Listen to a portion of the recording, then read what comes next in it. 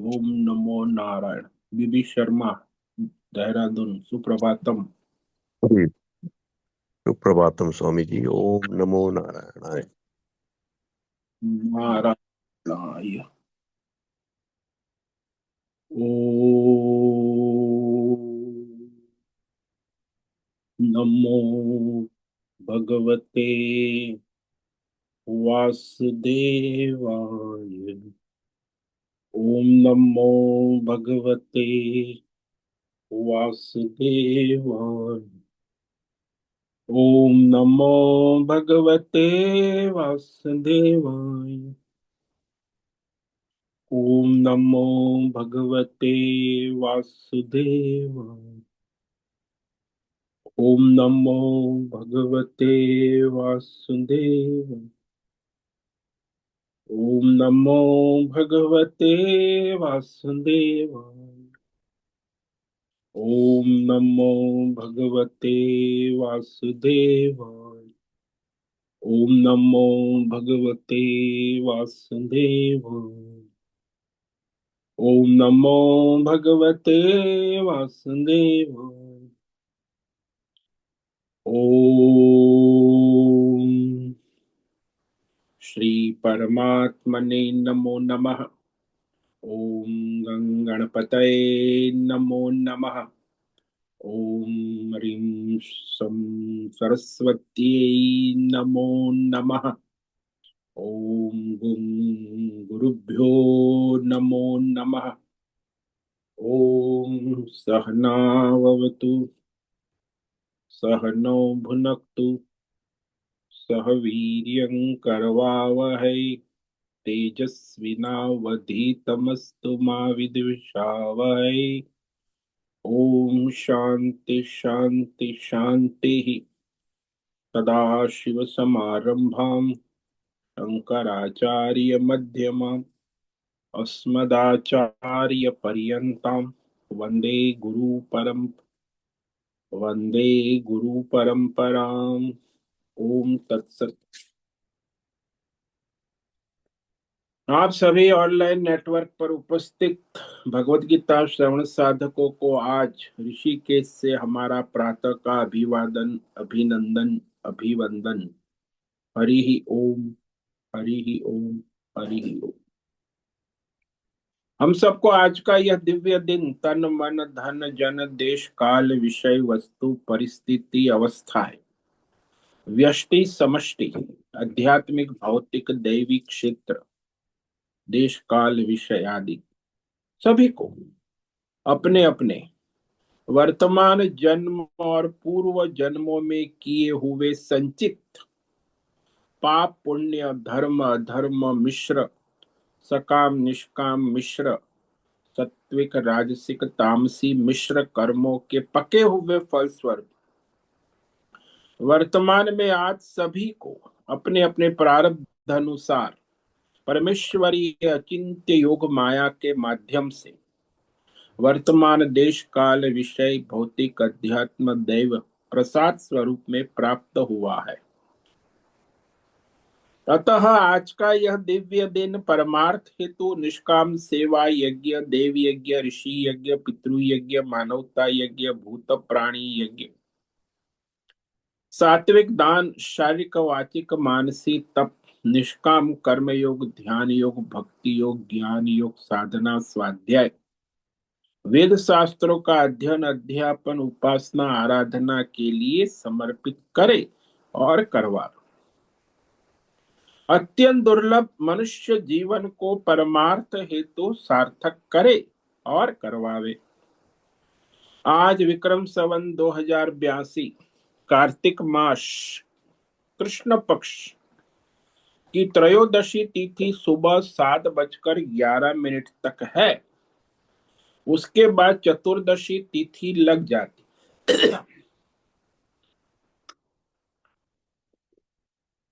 आज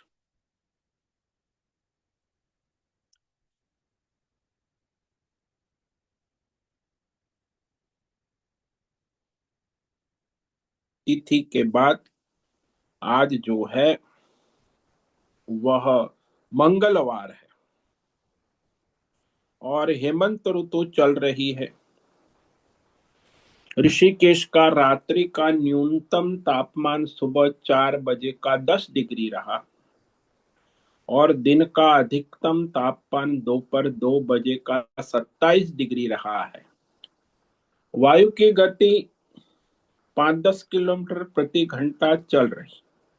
ईस्वी सन 2025, 18 नवंबर 18 नवंबर 2025 सुबह के 6:45 बज चुके हैं।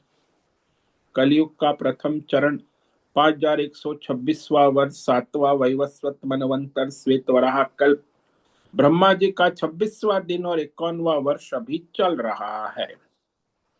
तो ऐसे अनंत कोटि ब्रह्मांडीय परमेश्वरीय अचिंत्य योग माया में हमारा यह एक ब्रह्मांड, इस ब्रह्मांड में ये पृथ्वी लोक में समुद्र के ऊपर जम्बू द्वीप में विश्व का एकमात्र वैदिक राष्ट्र भारत में उत्तर हिमालय प्रांत में उत्तराखंड राज्य में टिहरी जिले में हिमालयन शिवालिक पर्वतमाला के अंतर्गत मणिकुट पर्वत के ऊपर नीलकंठ महादेव के सामने ऋषिकेश नगरी में मुनि की रेती प्रांत में शीशम जाड़ी अवधूतवाड़ा आश्रम के सी ब्लॉक के पहले माले से 5 नंबर कमरे से गंगा किनारे से हम स्वामी उत्तमानंद सरस्वती भगवत गीता के आचार्य शिष्य स्वामी चिन्मयानंद सरस्वती महाराज चिन्मय मिश्र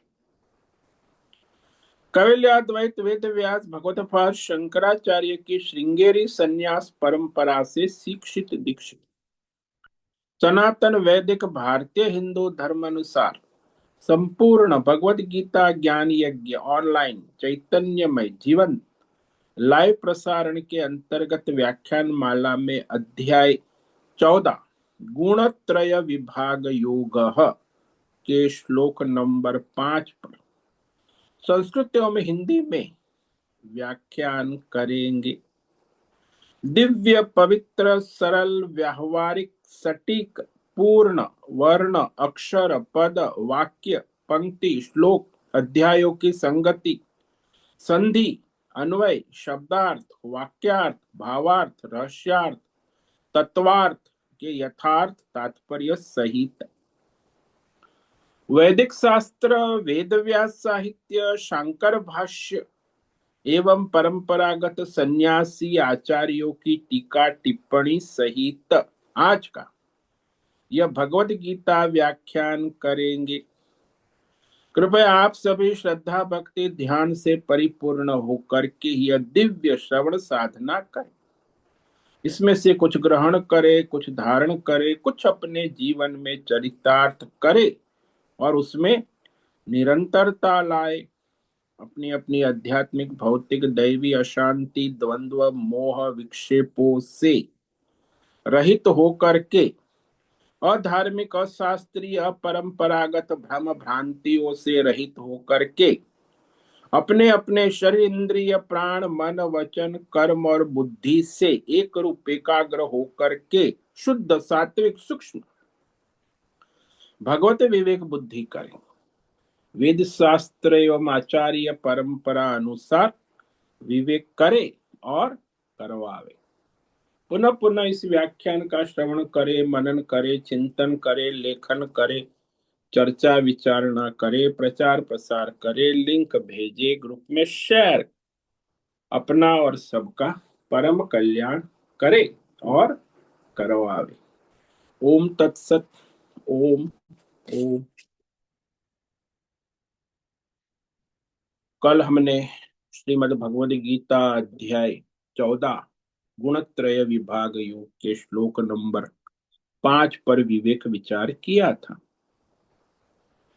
जिसमें भगवान अपनी जादूगरी त्रिगुणी माया शक्ति का रहस्य प्रकट कर रहे हैं कि वह भगवान की जो माया है प्रकृति वह त्रिगुणात्मक है और इस त्रिगुणात्मक प्रकृति माया का संग करके ही ये जीवात्मा जो है संसार के बंधन में बंध जाता है।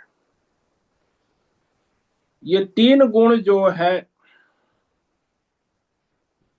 यदि उसका वो संग नहीं करता है, लेकिन संग करता है अज्ञान से, अपूर्णता से, वह इस तीन गुण का संग करता है और बंध जाता है।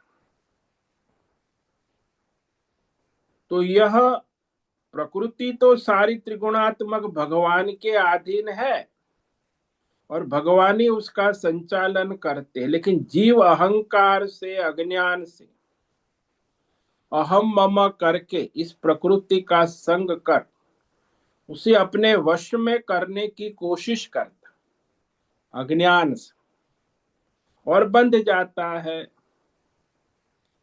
प्रकृति माया त्रिगुणी जो है, उसका जो स्वरूप है, यथार्थ तत्व, वह न जानने के कारण अज्ञान से तीनों गुणों को संग करता है। हालांकि तीनों गुणों का रहस्य भगवान कहने जा रहे हैं भिन्न भिन्न रूप से। सत्व गुण का स्वभाव प्रकृति गुण लक्षण क्या है, रजोगुण का प्रभाव प्रकृति लक्षण क्या है, और तमोगुण का स्वभाव प्रकृति लक्षण क्या है। तो यह आगे श्लोक नंबर 5 से लेके 18 तक भगवान अपनी माया शक्ति, प्रकृति त्रिगुणी माया का मूल स्वरूप, तत्व स्वरूप भिन्न भिन्न करके सत्व गुण, रजोगुण, तमोगुण का लक्षण कहने जा रहे हैं। ये तो आगे 17वें अध्याय में भी कहेंगे, 1 से लेके 22 तक गुणत्रय विभाग, और फिर श्रद्धात्रय विभाग, वहां भी सत्वगुण, रजोगुण, तमो, और फिर 16वें अध्याय में भी सत्वगुण, रजोगुण, सत्वगुणी देवी शक्ति प्रकृति और रजोगुणी तमोगुणी आसुरी प्रकृति का निरूपण कर। तो अब जो आगे भगवान है, सब इस प्रकृति माया का स्वरूप ही कहने जा रहे हैं, क्योंकि परमार्थ स्वरूप का निरूपण तो उन्होंने कर दिया 13वें अध्याय। तो विशेषतः ये जो है 18वें अध्याय में भी श्लोक नंबर 18 से 41 तक त्रिगुणी माया का ही पृथक पृथक विवेक कराए। तो भगवान अब उसमें प्रवृत्त हुए हैं प्रकृति माया का स्वरूप कहने के लिए। इस श्लोक में कहा, सत्वं रजस्तम इति गुणा प्रकृति संभवाः निबध्नन्ति महाबाहो देहे देहिनमव्ययम्।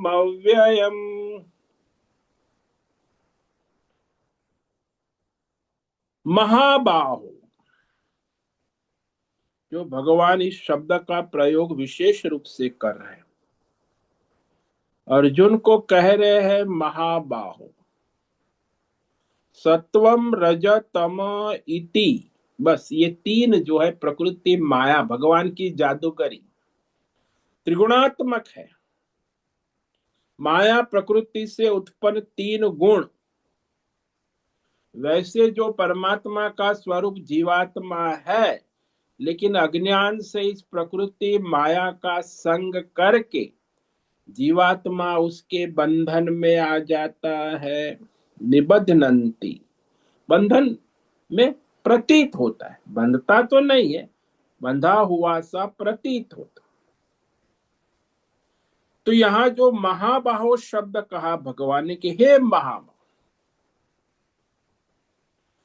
जिसके हाथ की अंगुलियां सीधा खड़े होने पर उसके घुटने को लग जाए, उसी को महाबाहु कहते हैं। उसका पर्यायवाची आजान बाहु भी कहते हैं। जैसे महात्मा गांधी, वो भी महाबाहु आजान बाहु थे, और अब्राहम लिंकन अमेरिका के फर्स्ट प्रेसिडेंट, वो भी आजान, उनके भी पैर हाथ घुटने तक। तो जो महाबाहु होता है वह किसी को भी परास्त कर सकता। इसलिए देखो, महाबाहु महात्मा गांधी ने अंग्रेजों को परास्त किया, अब्राहम लिंकन ने अमेरिका में असुरों को पराजित कर लोकशाही की स्थापना की। तो होते हैं उनमें विशेषता। महाबाहु किसी को भी परास्त कर सकते, युद्ध के मैदान में हो तो भी। बड़े महारथी योद्धा होते, अर्जुन भी महाबाहु, भगवान तो उसे कह ही रहे। लेकिन इतना बड़ा महाबाहो हो और यदि उसे रस्सी से बांध दिया जाता है तो, अर्जुन को रस्सी से बांध दे तो युद्ध के मैदान में वो क्या करेगा? है तो महाबाहो, लेकिन रस्सी से बांध दिया गया तो स्वयं अपनी रस्सी को खोल नहीं सकता, रस्सी से बंध गया। इसी प्रकार ये अज्ञानी जीवात्मा जो परमात्मा का स्वरूप है, लेकिन स्वरूप होने से समर्थ होने पर भी उसने अज्ञान से, अपूर्णता से, अहंकार से, अहम मम से, तीन गुणों के संग कर, तो यह जीवात्मा वास्तव में परमात्मा का स्वरूप है, लेकिन अज्ञान से तीन गुणों का संग करने के कारण बंधा हुआ सा प्रतीत होता, इसलिए अपने परमार्थ स्वरूप में स्थिति प्राप्त नहीं कर पाता। है तो पूर्ण परमात्मा स्वरूप, लेकिन बंधा हुआ है अज्ञान से। अपने लंबे हाथ होने पर भी स्वयं बंधा हुआ रस्सी से योद्धा अपने को बंधन से छुड़ा नहीं सकता। ठीक इसी प्रकार ये जीवात्मा क्षेत्रज्ञ परमात्मा का स्वरूप होने से, सर्वसमर्थ होने पर भी इन सत्व गुण, रजोगुण, तमोगुण के बंधन से, अपने आप को इस गुणों के बंधन से छुड़ा नहीं सकता, छुड़ा नहीं पाता, बंधा हुआ है। तो अब उसको छूटना है तो कोई दूसरा कोई छुड़ा जाओ, रस्सी छोड़े तब होगा ना, स्वयं तो बंधा हुआ है। तो दूसरा कोई यदि उसे छुड़ा सकता है इस बंधन से, तो इसमें कहा कि हाँ, ईश्वर, ईश्वर ने दिए हुए वेद शास्त्र, आचार्य परंपरा और अपनी आत्म कृपा, ये इस चार कृपा से वो इस बंधन से छुड़ सकता है।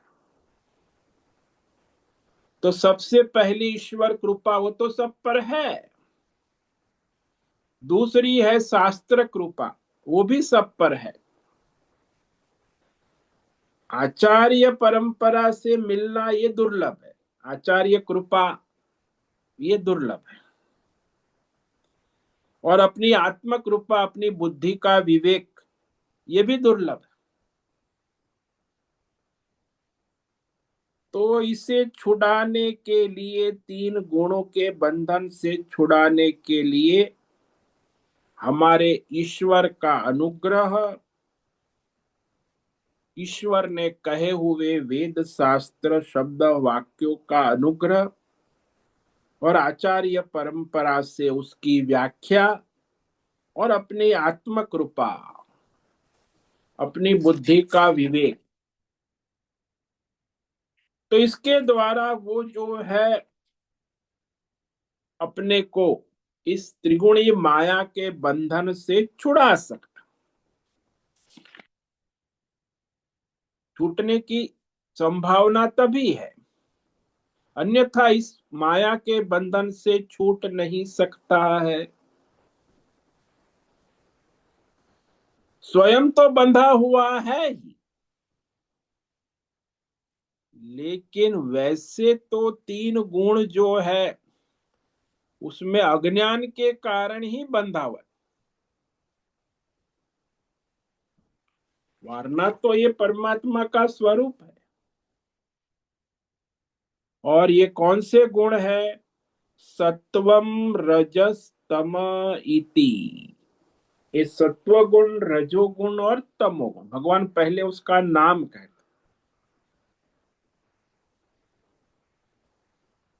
अब ये जो सत्व गुण है, इसके हमारे संस्कृत डिक्शनरी में 18 पर्यायवाची शब्द है। पर्यायवाची अंग्रेजी में तो एक ही है, प्यूरिटी। सत्व का और कोई अंग्रेजी के पास और दूसरी कोई भाषा में इतना शब्द नहीं है। संस्कृत में पर्यायवाची शब्द है सत्व का अस्तित्व, उसका अस्तित्व। दूसरा है सत्ता, किसी भी विषय की अपनी सत्ता। तीसरा है किसी भी विषय का अपना मूल तत्व, उसी को सत्व कहते। चौथा है किसी भी विषय की सहज प्रकृति, जैसे अग्नि की प्रकृति है उष्णता, सहज है, स्वाभाविक। बर्फ की प्रकृति है ठंडक, सहज है, उसका सत्व है, प्रकृति है। और जीवन, सभी प्राणियों के अंदर जो जीवन है, प्राण शक्ति, उसको चेतना भी कहते हैं। और सत्व का पर्याय बुद्धि, बुद्धि जो है वो सत्व है। और सत्व का तत्व ज्ञान, मूल तत्व का ज्ञान है, उसी को सत्व कहते हैं, मूल तत्व का ज्ञान। और दैवी गुण जो है अमानित्व मदम्भित्व अभयम सत्व, ये भी सत्व कहा जाता, दैवी गुण। और जो सत्य है, सत्य को भी सत्व कहते हैं, सत्य। और जो धर्म है, स्वाभाविक धर्म, मानवता का धर्म कहो, ये स्वाभाविक धर्म, इसको भी सत्व कहते हैं। धर्म भी सत्व है। और जो हमारे अंदर ऊर्जा है, चेतना है, उसको भी सत्व कहते हैं। और जो आंतरिक दिव्य शक्ति है, दिव्य शक्ति, जिसे हम विल पावर कहते हैं, उसे भी सत्व कहते हैं। और बुद्धि की अच्छी समझ, जो जैसा है वैसा समझने की शक्ति, बुद्धिमत्ता। हालांकि बुद्धि तो सबकी रजोगुणी तमोगुणी जिसकी, लेकिन सात्विक बुद्धि होता है, उसमें बुद्धिमत्ता हो, अच्छी समझ हो, किसी भी विषय की सूक्ष्म समझ, जैसा है वैसा उसको समझ लेना। और सत्व का पर्यायवाची शब्द है 17वां नाम। भाई आपका नाम जो है देवदत्त, कृष्ण दत्त, देवी, ये नाम जो है उसको सत्व कहते। और जो कभी सभी विषय पदार्थों का स्वाभाविक गुण धर्म होता है, उसी को सत्व कहते। कैसे स्वाभाविक गुण धर्म सब में होता है। गुड़ होता है, गुड़ का स्वाभाविक धर्म स्वीटनेस होता है, वो उसका सत्व है। और नमक है, नमक का स्वाभाविक, नमकीन है, तो स्वाभाविक, उसको भी सत्व कहते हैं। तो ये सत्व के 18 पर्यायवाची शब्द संस्कृत डिक्शनरी में कहे गए हैं, इसी के अनुसार उसकी व्याख्या हो। अब रजस शब्द है, उसके पर्यायवाची शब्द 11 है। रजस का मतलब होता है मिलावट, मिश्र हो जाना। मलिनता को भी रजस कहते हैं।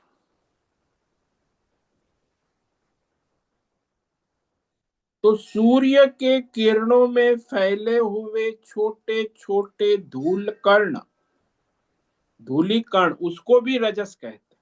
आपने देखा कोई सूर्य प्रकाश आ रहा है तो उसमें आपको छोटे छोटे कण धूलिकण दिखाई देते, इसको भी रजस कहते हैं। और फूल में जो पराग होता है उसे भी रजस कहते हैं।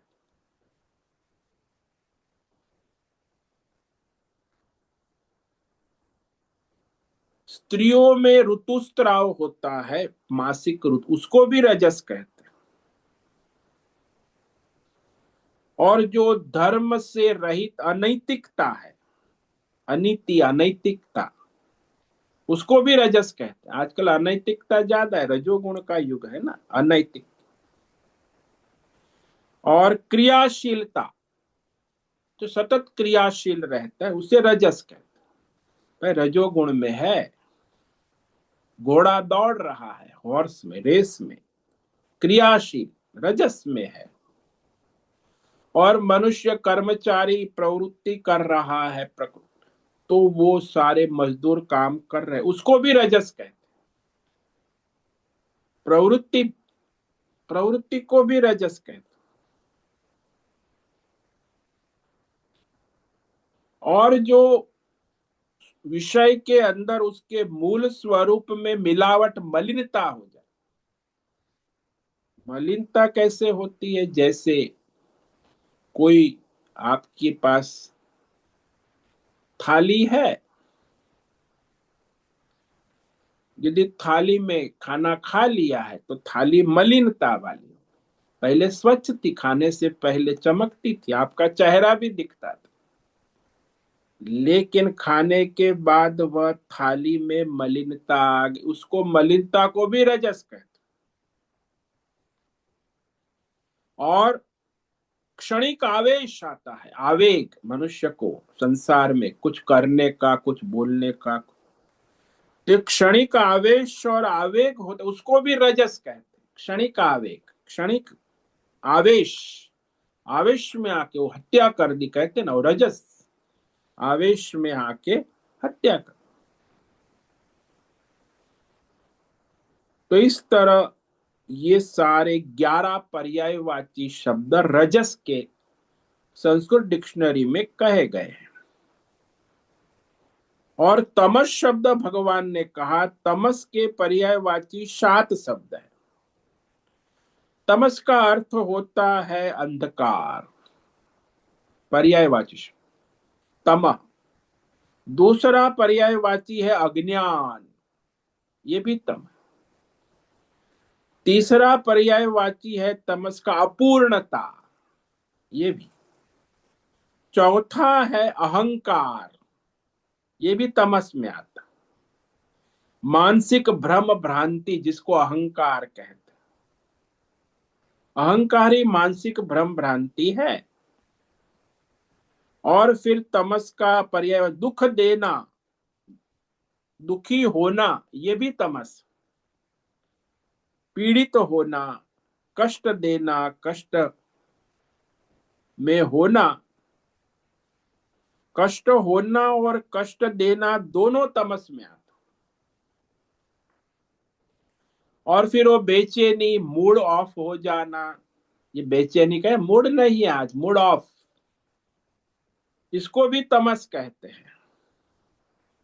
और निंद्रा, निंद्रा को भी तमस कहते हैं। तो इस प्रकार ये जो है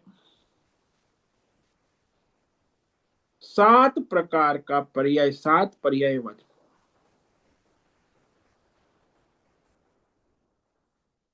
वैसे तो 9 हो गए निंद्रा को मिला के, तो ये 9 जो है पर्यायवाची शब्द है तमस के, इसको तमस कहते हैं। तो इस शब्द का शब्दार्थ विवेक विचार कर अब जो है ये विवेक करना आवश्यक है कि ये भगवान की माया शक्ति से उत्पन्न है, भगवान की हाथ की जादूगरी है। कोई गवर्नमेंट ऑफ इंडिया या कोई नेता या कोई राजा या कोई देवता की शक्ति नहीं, भगवान की ही जादूगरी है, भगवान की ही शक्ति। ये कहा प्रकृति सारी 3 गुण जो है वो भगवान की शक्ति है। और ये जो परमात्मा का स्वरूप जीवात्मा है, उसे मानो बंधा हुआ बांध देती।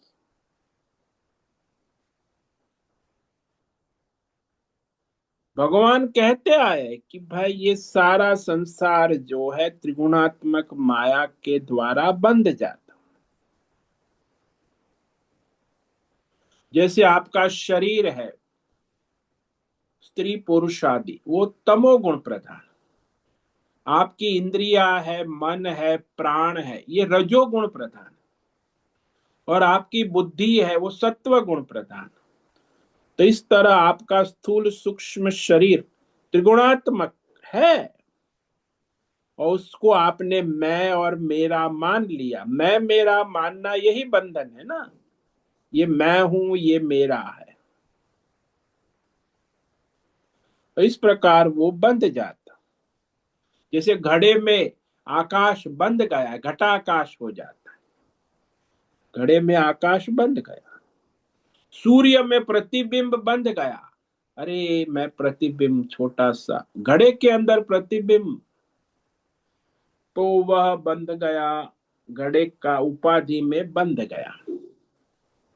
वैसे तो प्रतिबिंब घड़े का नहीं है, प्रतिबिंब तो सूर्य का है। लेकिन वो मान लेता है अपने को कि मैं घड़े का प्रतिबिंब हूं, सीमित हो। घड़े का नहीं है, वो तो सूर्य का प्रतिबिंब। तो इस तरह अज्ञान से मनुष्य अपने मूल स्वरूप को भूल जाता है और इस प्रकृति के संग में रंग जाता है। तो इसका अर्थ होता है, संग का मतलब रंग, गुण। ये जो सारा भगवान यहाँ कह रहे हैं, इसीलिए कि इसका विवेक होकर जीवात्मा उससे असंग हो जाए। क्योंकि हमेशा ये मनुष्य प्रकृति में जो अभिमान से पदार्थ, परिवार, परिस्थिति, देश, काल, विषय, स्वरूप, प्रकृति, स्वभाव से बंधा हुआ है, बंध जाता है। गुणा, तीन गुण का ही ये सारा खेल है। पंच महाभूत भी त्रिगुणात्मक है। पांच विषय संसार में वो भी त्रिगुणात्मक है। और पांच ज्ञानेन्द्रिया, पांच कर्मेंद्रिया, मन बुद्धि चित्त अहंकार, ये सारे 27 तत्व का जो है जीवात्मा, वो प्रकृति का ही स्वरूप है, त्रिगुणात्मक प्रकृति। और उसको अपने अपना मान लिया है, अज्ञान से, अहंकार से, ममकार से। मैं ये शरीर हूं, ये मेरा परिवार, पैसा, पद, सब प्रकृति माया है। वो तो उसका साक्षी चैतन्य आत्मा है। ठीक वैसे ही जैसे कलाकार अपने को देवदत्त भिखारी मानकर उसमें आसक्त हो जाता है और भीख मांगने लगता। इस तरह यहाँ मनुष्य तीन गुण से बंध गया है और उस सारी योनियों में आवागमन करता। ऊर्ध्वम गच्छन्ति सत्वस्था मध्य, सत्वगुणी ऊर्ध्व में ऊपर उठता है, रजोगुणी मध्य में रहता है, तमोगुण नीचे गिरता है। और इस तरह वो त्रिगुणात्मक संग से होता है, ऊपर नीचे मध्य में। तो भगवान ने यहाँ ये नहीं बतलाया था कि किन किन गुणों से कैसा कैसा योनि में जन्म होता है, बंधन होता है। इसलिए यहाँ गुणों का वर्णन आवश्यक होगा कि अब तक भगवान ने गुण कहे हैं, लेकिन गुण का स्वरूप क्या है, उसका लक्षण क्या है, और गुण जीवात्मा को संसार में कैसे बांधते हैं, ये सारा निरूपण करना आवश्यक हो गया। इसीलिए भगवान अभी माया के त्रिगुण जो उसका नाम बतलाकर उसका विस्तार करने जा रहे। क्योंकि ये गुण शब्द जो है वह भी वेद शास्त्र प्रसिद्ध शब्द है। गुण का मतलब है पराश्रित होना, उसे गुण कहते। पराश्रित, अन्य पर आश्रित, स्वयं नहीं चल सकता। जो क्षेत्रज्ञ पर आश्रित है, परमात्मा पर आश्रित है। ये त्रिगुणीय माया स्वयं नहीं चल सकती। और जीवात्मा में भी उसके जो क्षेत्रज्ञ, उसकी अंतरात्मा, उस पर ही उसकी त्रिगुणात्मक प्रकृति क्षेत्र चलता है। तो क्षेत्र त्रिगुणात्मक है ना, और क्षेत्रज्ञ तो गुणातीत है, उसे आधार देता है, प्रकाशित करता है। इसलिए गुण कहते हैं जो अन्य पर आश्रित है, पराश्रित। और वो आश्रित इसीलिए है कि वो स्वयं तो कुछ कर नहीं सकता, किसी न किसी उपाधि के आश्रित होकर ही गुण कार्य करते। इसलिए जिसकी जैसी उपाधि है उस अनुसार वो गुण कार्य करते हैं। मानो कि कोई संत है, ब्राह्मण है, तो सात्विक उपाधि का आश्रय लेते। कोई राजा है, कोई वैश्य है, तो रजोगुण का उपाधि का आश्रय लेकर। कोई क्षुद्र है, धूर्त है, तो वो तमोगुण का आश्रय लेकर अपना व्यवहार करता है। इसीलिए यह तीनों गुण जो है क्षेत्रज्ञ परमात्मा स्वरूप जीवात्मा को बांधने का काम करते हैं। यानी संसार बंधन का कारण तीन गुणों में संग है, उसमें आसक्ति है, उसमें राग है, यही बांधने का काम करते। वास्तव में तो वह जीवात्मा अव्यय है, अविनाशी है, किंतु वह तीन गुणों का संग करता है ना। यही कहा भगवान, अव्ययम देहिनम देहे निबध्नन्ति,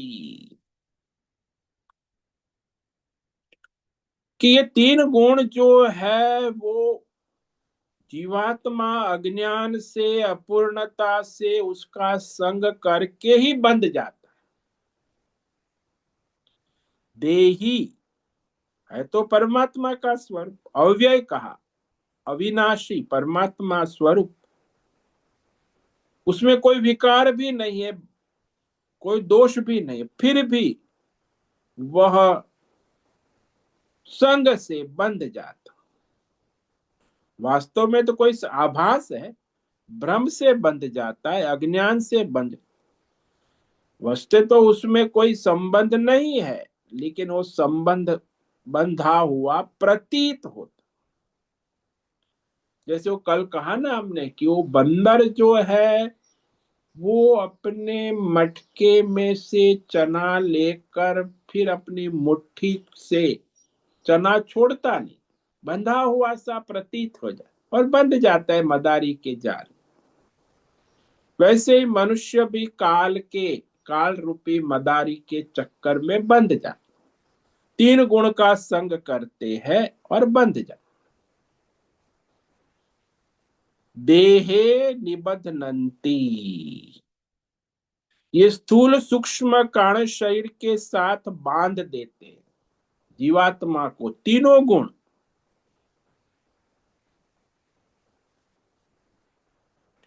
इसमें एक विशेष याद रखना कि इन तीन गुणों वाला कोई अन्य विषय नहीं है, ऐसा नहीं।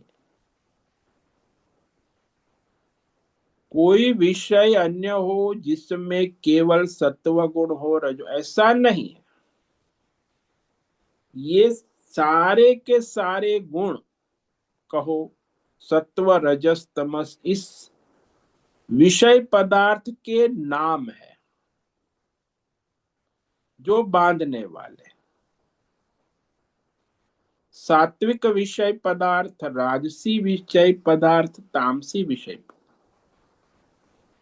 तो अज्ञानी जीवात्मा को ये सारे गुण यानी विषय पदार्थ बांधते हैं।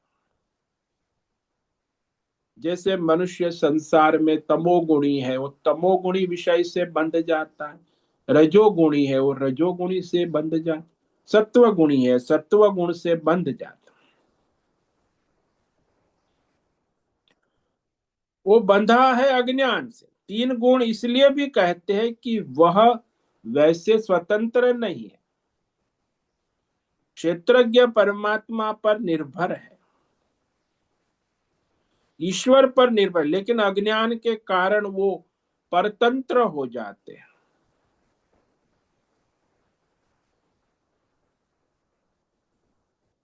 परमेश्वर ही वह तीन गुणों की माया को धारण करने वाले हैं।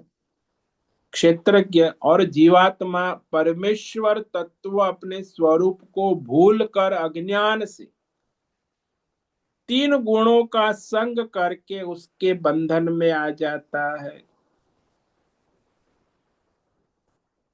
क्योंकि परमेश्वर तो वहां है ही ना, और वह जीवात्मा जैसे जैसे जो जो कर्म फल देने की आवश्यकता है उस अनुसार भगवान उसके अंदर गुणों की प्रवृत्ति प्रकट कर देते। उन गुणों के अंदर जो जीवात्मा बंधा रहता है,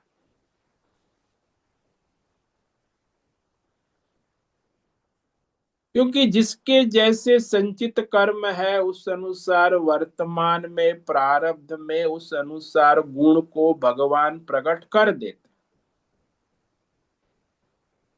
और जीवात्मा बंधता चला जाता है। जिस कर्म का फल पक गया प्रारब्ध उसका, तो वर्तमान में उस अनुसार वह जीवात्मा प्रवृत्त होता। इसलिए जब कोई वहां जीवात्मा क्षेत्रज्ञ होगा तब उसको बांधने के लिए गुण वहां उपस्थित हो जाएंगे। जब वहां कलाकार होगा तब उसमें त्रिगुणात्मक पात्र अपना कार्य करने लगेगा। यदि कलाकार नहीं है तो त्रिगुणात्मक पात्र क्या करेगा? इसीलिए प्रकृति संभव, ये तीन गुण जो है परमेश्वर की परमेश्वरीय नारायणी माया से ही उत्पन्न होते हैं, चलते हैं। वो स्वतंत्र नहीं है। ऐसा नहीं समझना कि तीन गुण स्वतंत्र ही अपना कार्य कर, नहीं नहीं, स्वतंत्र तो है ही नहीं। नारायणी परमेश्वरी माया परमात्मा के अधीन है, और हमें ऐसे बांधते हैं क्यों? क्योंकि हम उसके स्वरूप को नहीं जानते, अज्ञान। इसलिए वर्तमान में जब जब भी हमारे जिस संचित कर्म फल को परमेश्वर देना चाहते हैं, तब उस विषय भोग के लिए वह तीन गुण हमारे अंदर तुरंत वर्तमान क्षण में प्रारब्ध अनुसार प्रकट कर देते हैं। यही भगवान की ईश्वरीय शक्ति जो सारे जीवों को अपने प्रारब्ध अनुसार संसार में बांधने की प्रक्रिया है। प्रारब्ध के अनुसार सभी जीव को ईश्वर बांध देते उसके प्रारब्ध के, क्योंकि संचित कर्म के अनुरूप ही हमें परमात्मा यह वर्तमान में प्रारब्ध अनुसार त्रिगुणात्मक गुण प्रकट करते, और उस गुण से वह जीवात्मा बंध जाता, अज्ञान के कारण कामना से बंध जाता। क्योंकि अज्ञान है, कामना है, कर्म से त्रिगुणी माया का बंधन दृढ़ होता है और वो बढ़ता ही जाता है। इस प्रकार यह जो जीवात्मा है वो संसार के बंधन में बंधा ही रहता है। भगवान ने तो स्पष्ट कह दिया है, अव्ययम देहिनम निबध्नन्ति। अरे वो जो क्षेत्रज्ञ जीवात्मा परमात्मा का ही स्वरूप अविनाशी है, क्षेत्रज्ञ, उसे मानो बंधा हुआ कर देते। कौन बांधता है? तीन गुण क्षेत्रज्ञ को बंधा हुआ सा कर देते, बांधते। अच्छा भाई, ये बांधना कैसे संभव है? हाथ पैर होंगे तभी ना, कि किसी विषय से बांधोगे। इसलिए हमारे शंकराचार्य कहते हैं, आचार्य, निबध्नन्ति इव, बंधा नहीं है, मानो बंधा हुआ सा प्रतीत होता। सचमुच में कोई प्रकृति माया क्षेत्रज्ञ को बांध नहीं सकती।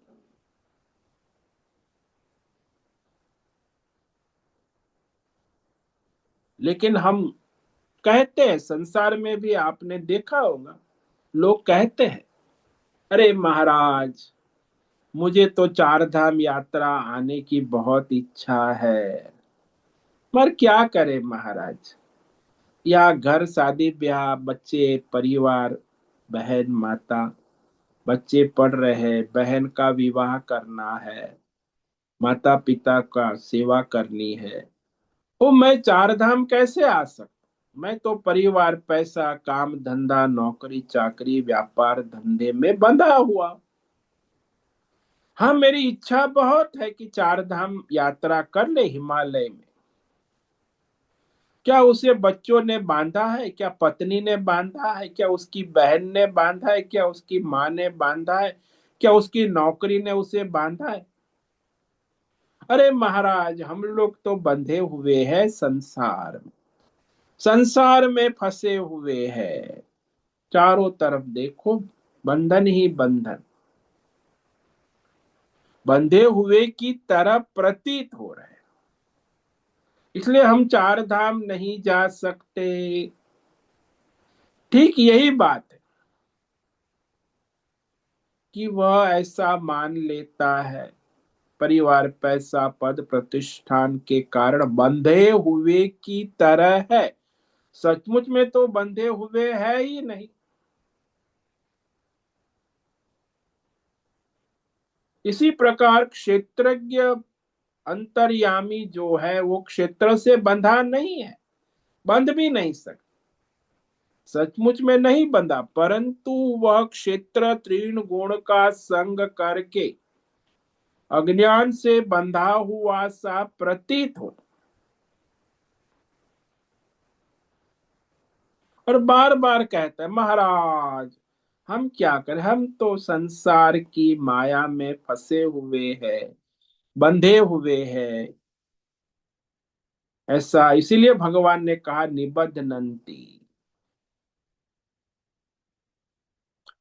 इसका अर्थ ये हुआ कि कोई बंधा हुआ नहीं, बंधे हुए की तरह प्रतीत हो रहा है।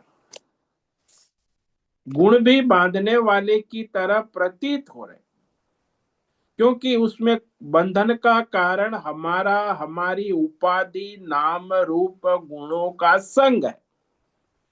जैसे देवदत्त भिखारी बंधा हुआ है, कौन वो है? तो सुपरस्टार कलाकार, लेकिन नाटक में तो बंधा हुआ सा प्रतीत होता है।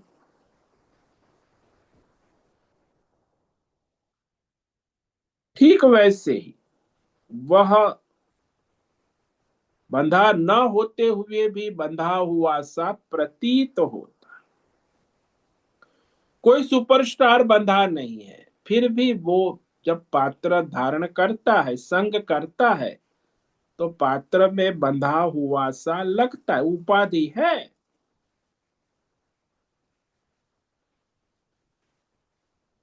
तो इस प्रकार सामान्य रूप से कह दिया कि तीन गुण बांधते हैं, किसी न किसी नाम रूप गुण उपाधि से जीवात्मा को बंधन में डालते हैं।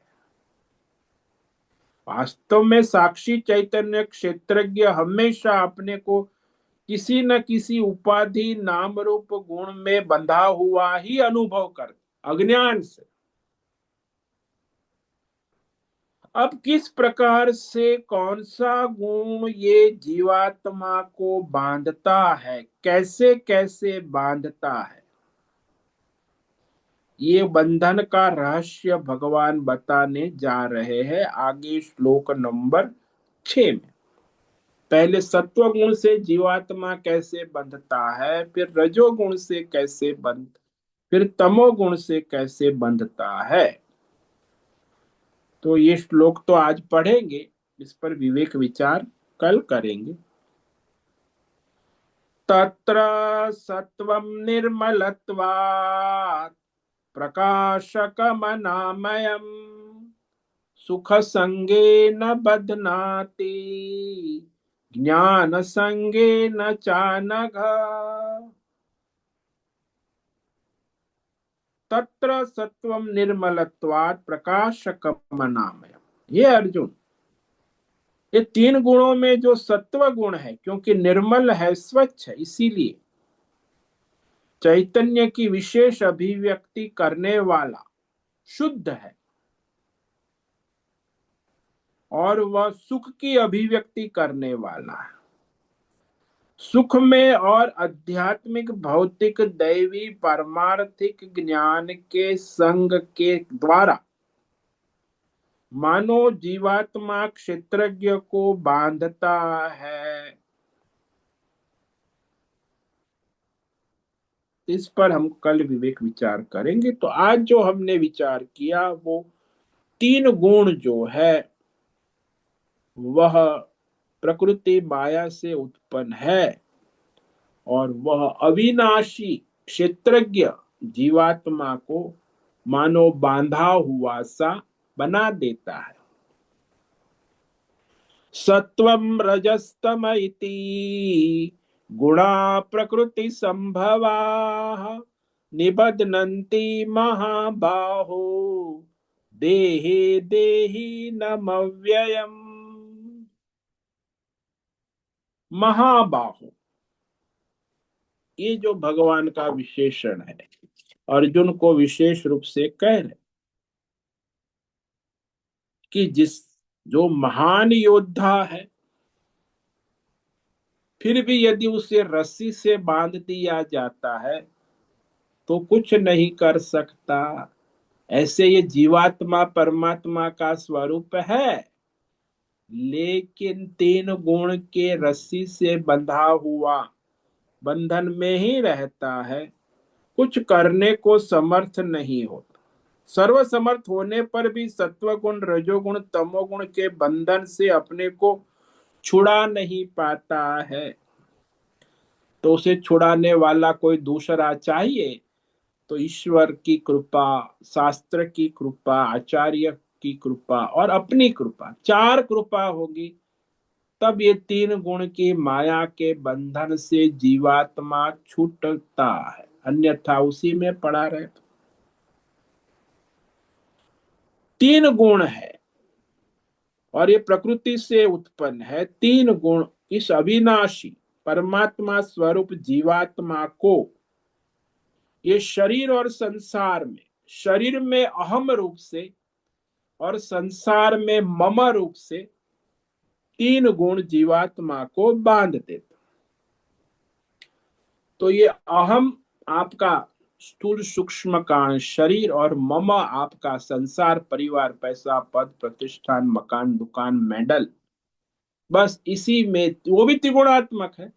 आपका शरीर भी त्रिगुणात्मक है और आपका संसार भी त्रिगुणात्मक है, और इस सब त्रिगुणात्मक प्रकृति में उस अविनाशी क्षेत्रज्ञ जीवात्मा को बांध देता हुआ प्रतीत होता है। बांध नहीं सकता है, लेकिन बांधा हुआ सा लगता। जैसे वो बंदर है, उसको बांध नहीं, लेकिन वो अपने बांधा हुआ सा प्रतीत होता है। और कलाकार है, उसको देवदत्त भिखारी का पात्र बांध नहीं सकता, लेकिन वो जब स्टेज पर आ गया है तो देवदत्त भिखारी के पात्र में बंधा हुआ सा प्रतीत होता है तो सुपरस्टार।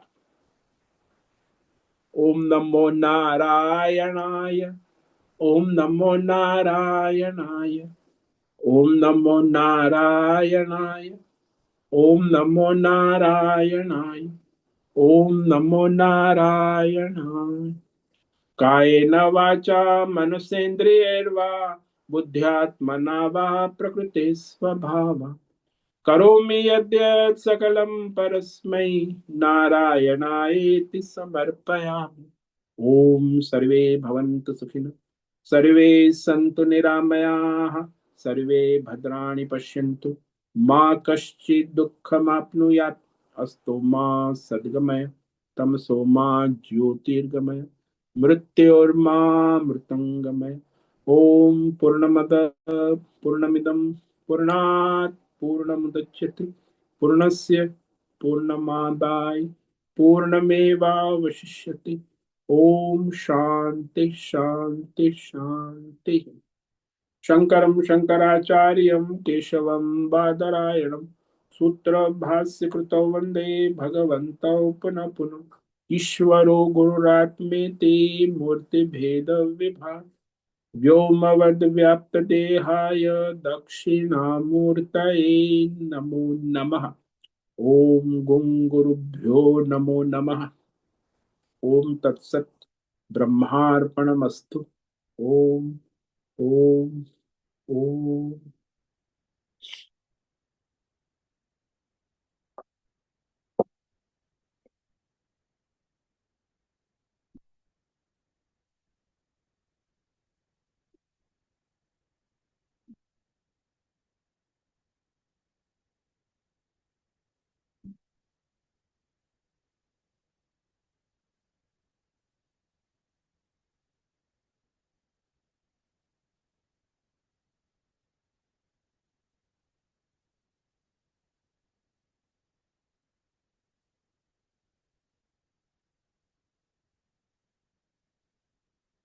प्रश्नोत्तरी का समय है, किसी भी साधक को प्रश्न है वो भी प्रश्नोत्तरी कर सकते।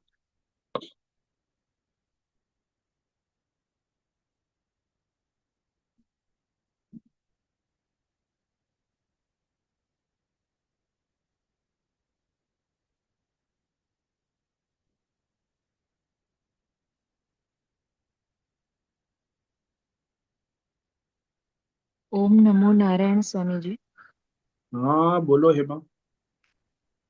स्वामी जी, अभी आपने जो कहा वो अहम भाव और मम भाव, हाँ यानी जी। हम अपने से आसक्त होते हैं, मोहित होते हैं, उसमें अहम भाव बढ़ता है। हाँ, अपने शरीर और अपनी इंद्रिया मन बुद्धि अपना क्षेत्र में आसक्ति होती है, उससे हम्म आपका अहम भाव बढ़ता है। हम्म। बुद्धि पर मतलब अहंकार रहता है अपने। हाँ, हाँ। पूरा क्षेत्र आपका, पांच ज्ञानेन्द्रिय पांच कर्मेंद्रिय मन बुद्धि चित्त अहंकार सब में आपका अहम भाव अहंकार तो बढ़ता है। हम्म। अहम। तो वो आसक्ति कैसे कम कर सकते हैं हम? अरे भाई, ये अहम जो है, अहम की जगह पे वहां भगवान को लाना है। भाई भगवान की शक्ति है, भगवान चला रहे। आप तो अभी सोच रही हो अहंकार से कि मैं ही मेरी बुद्धि को चला रही हूँ, मैं ही शरीर को चला रही हूँ, मैं ही इंद्रियों को चला रही हूँ, मैं ही मन को चला रही हूँ। ये सब अज्ञान और अहंकार से ऐसा भ्रम हो गया है। हम्म हालांकि चलाने वाला तो क्षेत्रज्ञ परमात्मा है ना। हम्म। वो अज्ञान है, अज्ञान के कारण ही तो अहंकार उत्पन्न होता है ना। जब हाँ। ज्ञान है तो फिर परमात्मा में स्थिति है, तो फिर अहंकार कहाँ से आएगा। हम्म। जब तक अज्ञान है तो अहंकार तो रहेगा ही। ये कर्ता भाव भी है और भोक्ता भाव भी बहुत रहता है, बहुत रहता है, क्योंकि कोई कुछ भी अपने बारे में या कुछ भी बोलते हैं तो वो भी तुरंत बुरा लगता है, वो भोक्ता भाव हो गया ना। हाँ, तो दोनों, अहंकर्ता अहम भोक्ता, ये जो आपकी अंतकरण की वृत्ति है वो अज्ञान से है। हम्म। तो प्रकृति का संग कर दिया आपने, त्रिगुणात्मक माया है और उसको आपने अपना मान लिया अज्ञान से। तो हालांकि कर्ता भोक्ता तो प्रकृति है ना, हम्म। क्षेत्रज्ञ आत्मा नहीं है। वो पात्र है, देवदत्त भिखारी कर्ता भोक्ता है कि कलाकार कर्ता भोक्ता।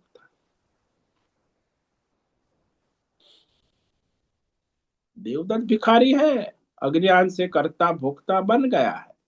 पात्र है, उपाधि में कर्ता भोक्ता होता है, स्वरूप में कर्ता भोक्ता नहीं होता। मतलब जब स्वरूप में स्थित हो जाएंगे तो अपने आप ये कर्ता भोक्ता भाव चला जाएगा ना। हाँ, वो अपने आप चला जाए। फिर कहाँ से रहे? जब हम्म आपको पता चल गया कि मैं सुपरस्टार हूं, तो फिर देवदत्त भिखारी कर्ता भोक्ता भाव फिर आभासी काल्पनिक प्रतीकात्मक हो जाएगा, वास्तविक नहीं हम्म रहेगा। हाँ। और वस्तु व्यक्ति परिस्थिति से जितना वो मम भाव हो गया ना। हाँ, वो बार देश काल, मेरा देश, मेरा टाइम, मेरा गांव, हम्म मेरी, तो सब बाहर का जो है देश काल विषय, उसमें हम्म आपको ममत्व होता है, मेरा। हम्म तो वहां उसमें फिर वो सारा लगे रहते, मेरा मेरा हम्म मेरा, मरते दम तक वो मेरा मेरा छूटता नहीं।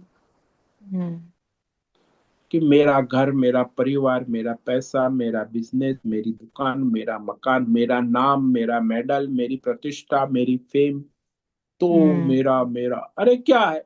आप बताओ, जितना मेरा रहता है वो उतना आपके बंधन ज्यादा बाप हो जाता दादा है। 7 पीढ़ी के पहले जो मेरा मेरा करके, उनका मेरा कहाँ गया? हम्म 7 पीढ़ी के पहले ही देखो ना, अभी आपके ही दादा परदादा कहाँ गए, उनका मेरा? हम्म। अरे जितना उनका, मेरा उतना बंधन ज्यादा होता है ना। हाँ, वो तो बंधन है ही, वही तो बंधन है। हम्म भाई हम ट्रस्टी है, मालिक नहीं है।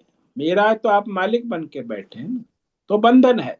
मालिक ही बंधन में होता है, ट्रस्टी बंधन में नहीं होता, और सेवक होता है भगवान का। और कुछ भी छोड़ने के लिए अंदर से भय ही लगता है हमेशा। ये भाई छोड़ने की बात कहाँ करें, आप ट्रस्टी बनो, भगवान का है, सेवा करो, और क्या है? छूटता नहीं हम्म। है तो छोड़ने की बात कहाँ आ रही है? यहाँ तो जो है भगवान का है, आप ट्रस्टी हो, सेवा करो, पकड़ना छोड़ने की बात नहीं है। हम्म भाई ट्रस्टी नहीं बन सकते, मालिक की छोड़ो, ट्रस्टी भाव रखो। हम्म भगवान का है, हम सेवा है, शरीर मन परिवार तन मन जो भी है सब उसी का है, हम उसके सेवक है, ट्रस्टी है, केयर टेकर है, मालिक नहीं है। मालिक ही अहंकार है ना। हम्म। आप अपने शरीर के और आपकी इंद्रियों के मालिक बन के बैठे, आप अपने संसार के मालिक, यही तो अहंकार है, ममकार है, वही तो बंधन में डालता है ना। हम्म। अरे भगवान का है, मैं सेवक हूँ, बस ट्रस्टी हूँ। भगवान ने दिया है तो जो भी है प्रारब्ध के अनुसार उसकी देखभाल करनी है, और क्या। हाँ स्वामी जी, समझ में आ गया। बहुत बहुत धन्यवाद। ओम नमो नारायणाय। ओम नमो नारायण।